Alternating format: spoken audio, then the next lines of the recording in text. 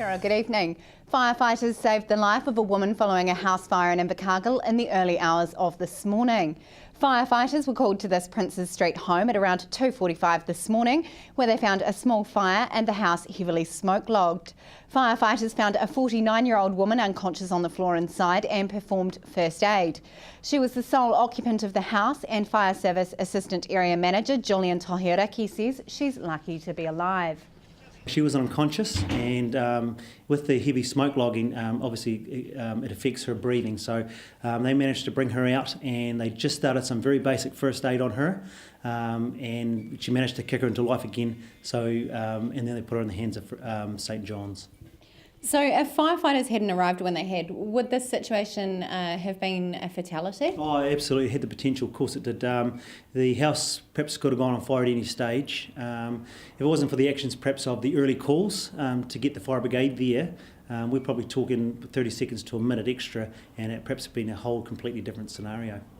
Now, in terms of this fire, is there a lesson there for other people?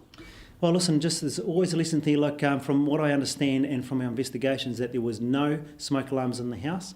So obviously that's an early warning signal for, to get out of the house, and in that case it wasn't. So circumstances building up to that is certainly under investigation at the moment. Now, the fire services are also part of the investigation into the fire? We always, yes, especially when there's people involved or any suspicious circumstances, we'll always send our fire investigators along to see what the problems were there. So are you concerned that we've had a spate of house fires in Invercargill recently? Oh, absolutely. It very concerns us a lot too. We've had probably a run of 5 or 6 house fires in the last 2 weeks here, which is a really high rate, and of course a lot of those fires there were avoidable. So once again it bumps up our property fires within our city. So we are definitely concerned about that. The woman is in Southland Hospital. The fire service and police are investigating the fire. Detective Constable Scott McConaughey says at this stage police are treating it as suspicious. It's being treated as suspicious. We're still in the early stages of the investigation, so until we establish the full facts, that's how it will be treated. How long is that investigation likely to take? We have a number of people that we need to speak to, and that will take a number of days, no doubt. And why are police investigating this?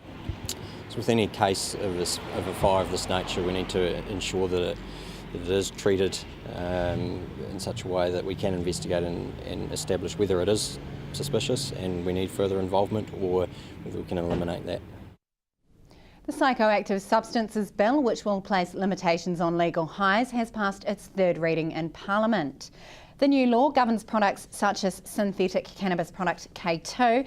It provides restrictions on the availability and accessibility of legal high products, including no sales to under 18-year-olds and no sales from dairies, grocery stores, petrol stations or anywhere alcohol is sold.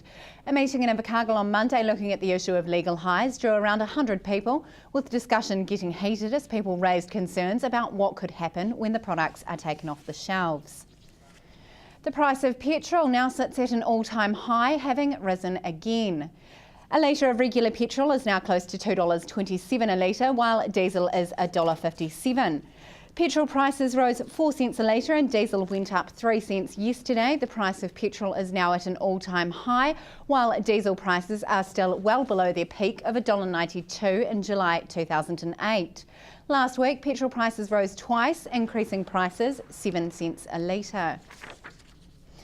Southern Steel shooter Janelle Fowler has been named the ANZ Championship 2013 Most Valuable Player in her debut season. The goal shooter finished her maiden season with 666 goals, breaking the league's records for the most goals in a season and the most goals in a game, scoring 65 goals in a game twice this year.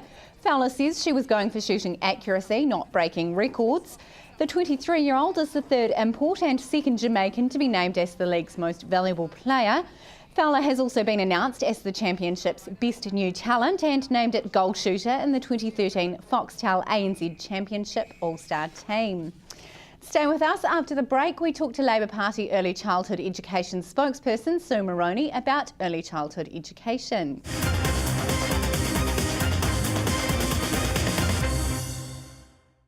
Welcome back.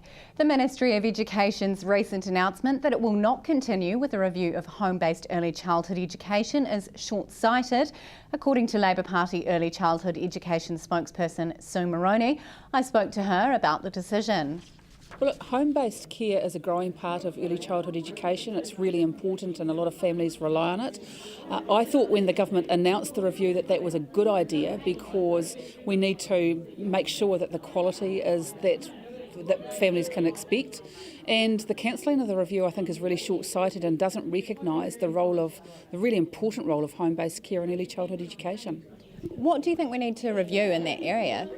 Well, as I say, it's an area that's growing like topsy in early childhood education, and we need to be assured that the quality is up to a standard that families would expect, and it's just making sure that we can actually maximise the use of home-based care, because it's an option that a lot of families choose. My own children went through home-based care. It's a really great part of early childhood education, but it's time to make sure that it's delivering what we believe it's delivering. Do you think there is reason to be concerned about the quality of care that's out there? We want to know that the quality is up to standard, and we can always improve it. We know that. We know with our entire education system we can always do things better. And as I say, home-based childcare and early childhood education has increased rapidly over recent years, and we need to make sure that we know what's happening there. Now, the Ministry has said that even though the review's now been cancelled, the issues are going to be addressed through other things that it's bringing in, including the Early Learning Information System and ECE funding system review. What do you think about that? Well, look, the poor old home-based early childhood education part of the sector, it's always the poor cousin, really. It always gets left out of the equation. And I think the problem with saying everything else we're doing in early childhood education will address the issues in home-based doesn't recognise that it's a particular part of the sector that has particular needs, and actually it's just lumping it in with everyone else. I don't think that that's the right thing to do. It is still quite a small proportion of children that go through this kind of early childhood education, though. Do you think that is the best way to spend the money to do this review?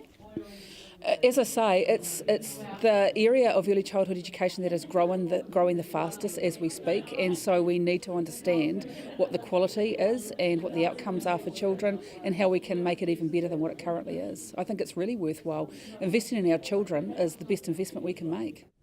Young Invercargill residents got some inspiration to be future leaders at an event in the city last night. Community leaders addressed more than 30 young people as part of an event organised by the Youth Council Leadership Committee, who organised the event to help inspire the future leaders of Invercargill. Project assistant Ollie Mortensen says the event was held as part of the annual nationwide Sir Peter Blake Leadership Week, which highlights the value that great leadership provides for New Zealand. Guest speakers included Community Trust of Southland Chief Executive John Prendergast and 19-year-old Environment Award winner Adam Lilly. Around 200 artefacts and replicas from Egyptian, Roman and Middle Eastern origins, the oldest around 2,600 years old, will be on display to the public in Invercargill this weekend. The borrowed collection is part of Australian archaeologist Gary Webster's presentations entitled Ancient Mysteries. He says he was invited to speak in Invercargill about his belief that ancient mysteries reveal the future. He believes archaeology helps prove what the Bible says is true and wants to share that message. However, he says anyone who's only interested in archaeology is also welcome. The presentations are tonight and tomorrow at the Civic Theatre. And that's it from news. Coming up in sport, the Herald's Wyn Gray and Gregor Paul discuss the final 6 teams in the Super 15. We'll leave you now with the week that was. Good night. Pick me up now, every day.